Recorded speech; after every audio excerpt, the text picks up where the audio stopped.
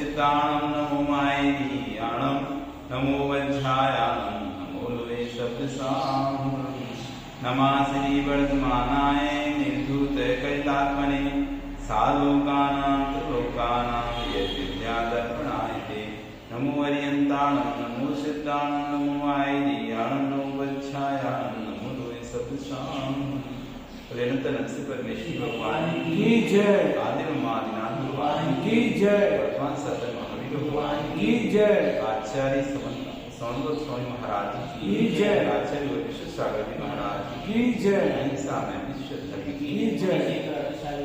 आज की जय। रत्नकांड साप्ताह सार ग्रंथ आचार्य समन्वय स्वामी कृत, जिसमें हमने 11 श्लोक यहाँ पर पढ़ ली हैं। कल यहाँ पे हमने सम्यक दर्शन जब प्राप्त होता है तो 8 अंग जीव के अंदर पैदा हो जाते हैं, 8 गुण जीव के अंदर पैदा हो जाते हैं। ये समझा था। उसमें से पहला अंग निसंकित अंग। जब सम्यक दर्शन हमारे अंदर आता है तो हमें किसी प्रकार की शंका नहीं रहती। ये साधु पर उनके द्वारा कहे हुए वचनों पर ना तो 1.5 साल ऊपर शंका रहती किसी प्रकार की, ना उनके द्वारा कहे हुए वचनों पर कोई शंका होती, निसंकित होता है। जैसे आपको ये शंका नहीं है कि रोटी खाने से पेट भरेगा कि नहीं भरेगा, शंका कैसे आपको? कोई शंका नहीं है, निसंकित है। आप सबको पक्का है रोटी खाएंगे पेट भरेगा, पानी पिएंगे प्यास बुझेगी। आप में इसमें किसी प्रकार की आपको शंका नहीं है।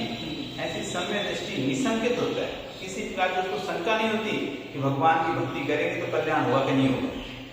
नियम से भगवान की भक्ति करेंगे तो कर्मों का क्षय होगा, इसमें किसी प्रकार की कोई शंका नहीं होता। अब दूसरा अंग आ रहा है निकांक्षित। निकांक्षित आकांक्षा नहीं होती। सम्यक दृष्टि किसी आकांक्षा को लेकर भगवान की भक्ति नहीं करता।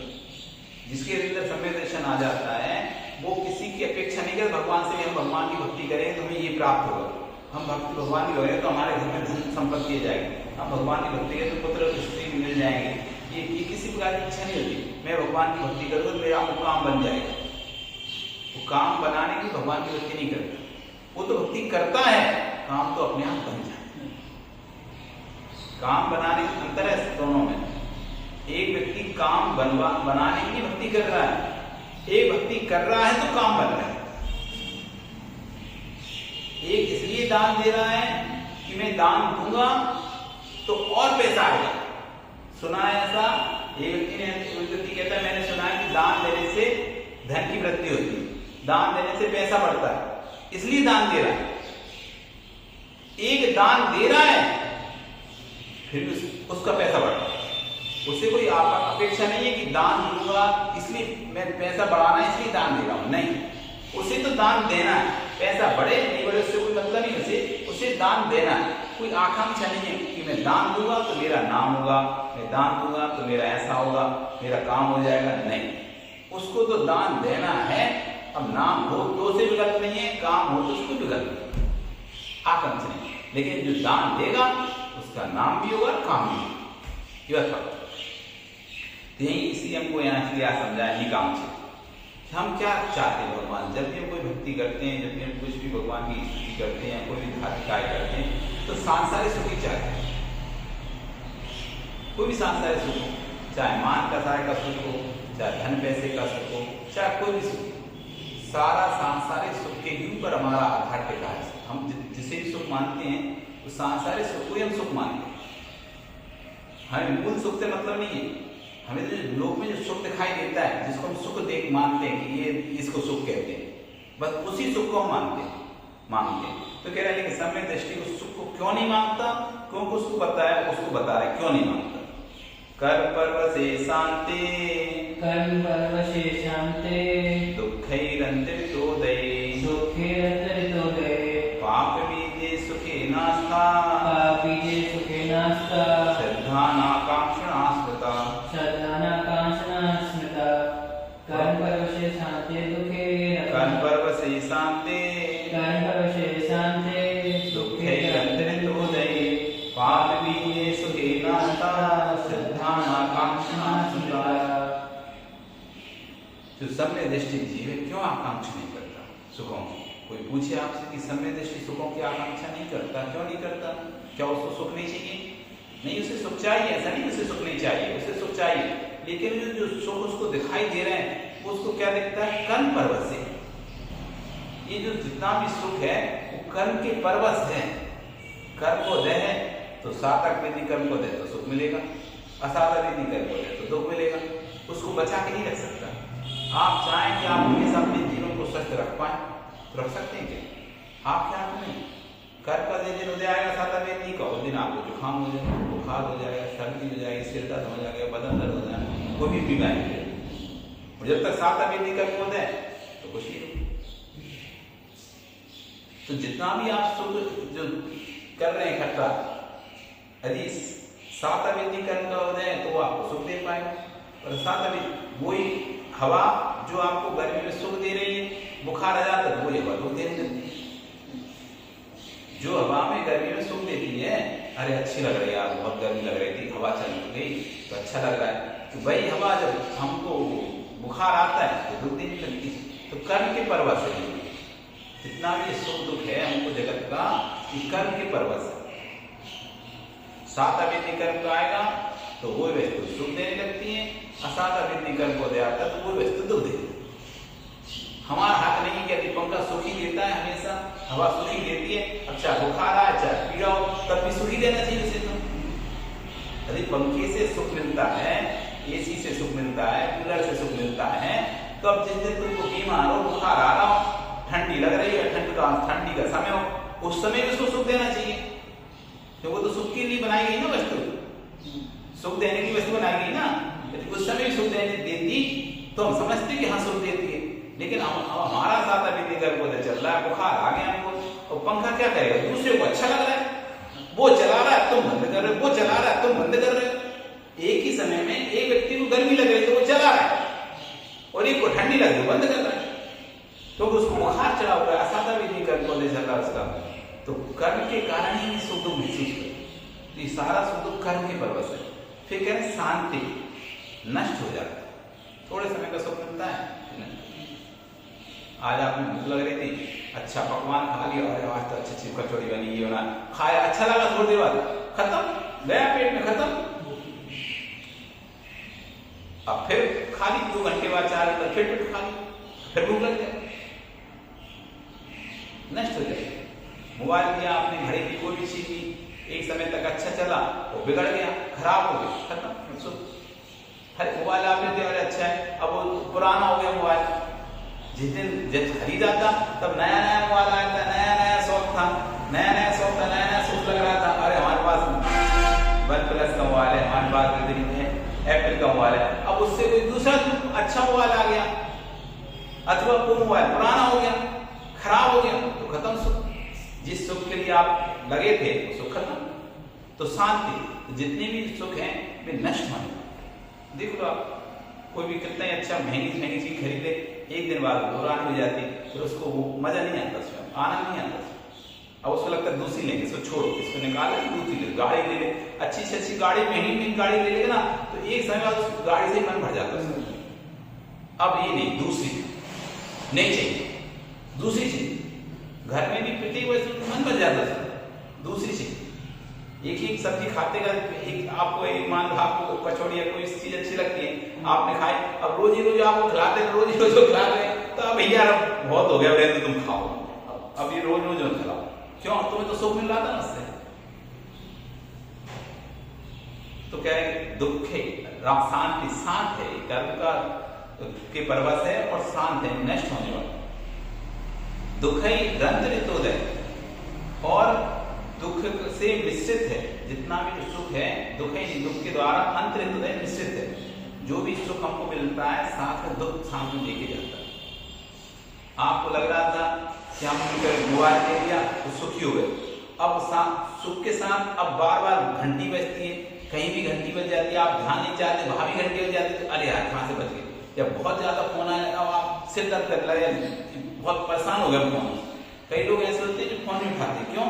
पहले जब फोन लेंगे तो बहुत शौक था फोन लेने का, कोई फोन करता था तो अच्छा लगता था। अब व्यापार बढ़ गया, इतना फोन आता है, अब वो फोन सिर दर्द हो गया, ना आप सो पा रहे, ना उठ पा रहे, ना खा पा रहे। आपने सुख के लिए लिया था वो, और लेकिन अब दुख हो गया।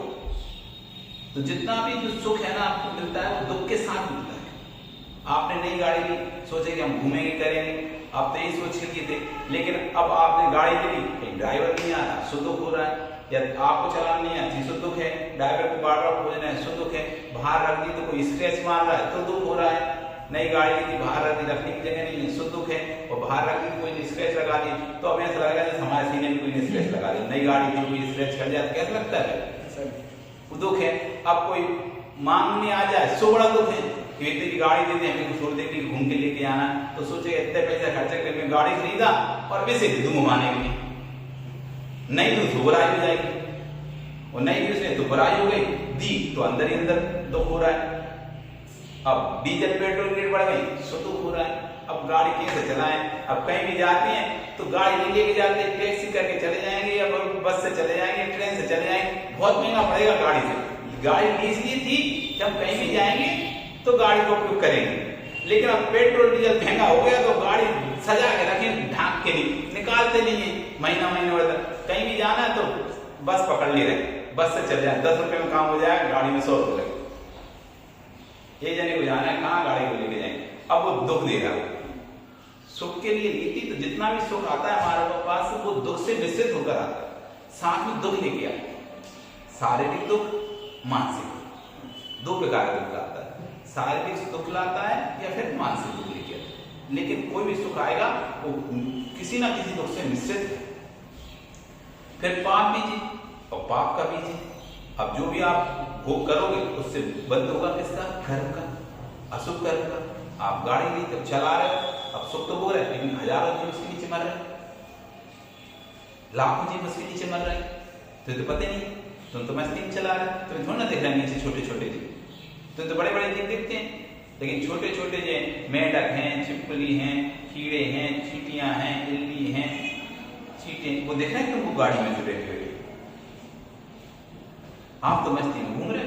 बरसात में कितने सारे सांप जमीन पे आप देखते हैं, रोडों पे कितने सांप मरे दिखते हैं, कितने मेढक मरे दिखते हैं, कितने अनेक प्रकार के चूहा जानवर, अनेक प्रकार के जीव रोड पर मरे दिखते हैं। बरसात में बहुत निकलते हैं, जमीन तो जमीन गर्म रहती है तो पानी जाता है तो एकदम भग जाती है, तो जीव निकल के बाहर आते हैं रोडों पे शांति के लिए, और ये गाड़ियों से सब चल जाते हैं।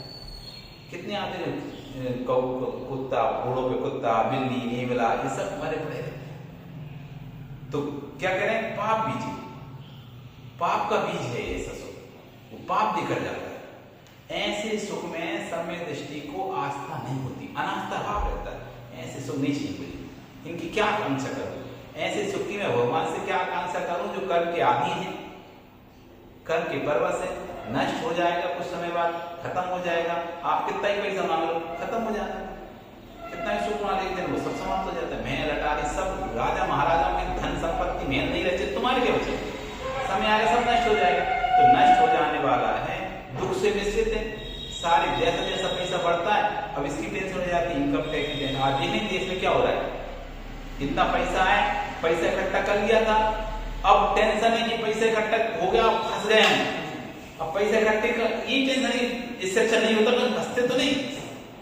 अब पैसे को पहले अर्जन करने में दुख होता है, फिर उसको संरक्षण करने में, अब इसको कहाँ ठिकाने लगाए, इतना पैसा ले तो दिया, ठिकाने लगाए कहाँ, इसे ढेर के ढेर लग रहा है पैसे, ठिकाने लगाने स्थान नहीं, बैंक में रख नहीं सकते, पता चल जाएगा, किसी को दे नहीं सकते तो पता चल जाएगा, अब करें क्या उसका, ज्यादा सामान खरीद नहीं सकते एक साथ, तो नहीं तो 2 लोगों को पता चले इतना पैसा कहाँ से लाए, अब उसको ढेर लगा के रखा था, सोचो इतना पैसा ढेर लगा के रखा हुआ था, इतने समय से रिस्क लेके रखा था, कब घोटाला किया होगा, कब पैसा लिया होगा, और उसका पैसा आज तक रखा था जमा करके, अब सारा गवर्नमेंट ने ले लिया, फंस गए अलग, इज्जत गई अलग, और सब सामग्री गई वो अलग, और जो बना वो होगा अलग। अब कितना दुख लेके आया वो पैसा, तो उस समय लग रहा था जब ले रहे थे रिश्वत या जब ले रहे थे बड़ा सुख लगा था, इतना पैसा इकट्ठा हो गया, 20 करोड़ इकट्ठा हो गया, 50 करोड़ इकट्ठा हो गया, तब बहुत मजा आ रहा था। अब वो पैसे दुख दे रहा है, कहां से आ गए पैसे,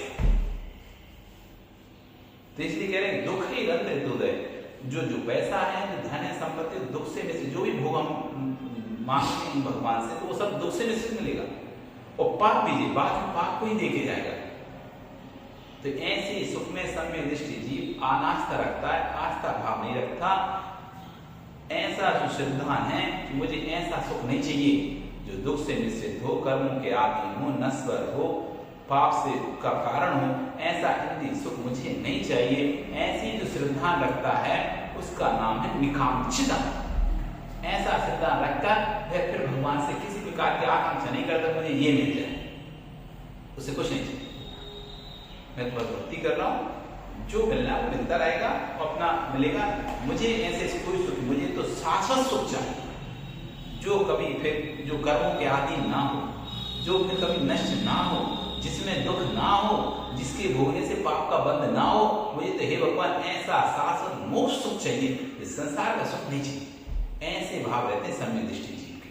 यदि आपके अंदर सम्यक दर्शन है तो अपन को देखना पड़ेगा आपके अंदर ऐसे भाव चल रहे हैं नीचे, यदि ऐसे भाव चल रहे हैं तो नियम से आपके अंदर सम्यक दर्शन, यदि ऐसे भाव नहीं चल रहे तो अभी सम्यक दर्शन नहीं है।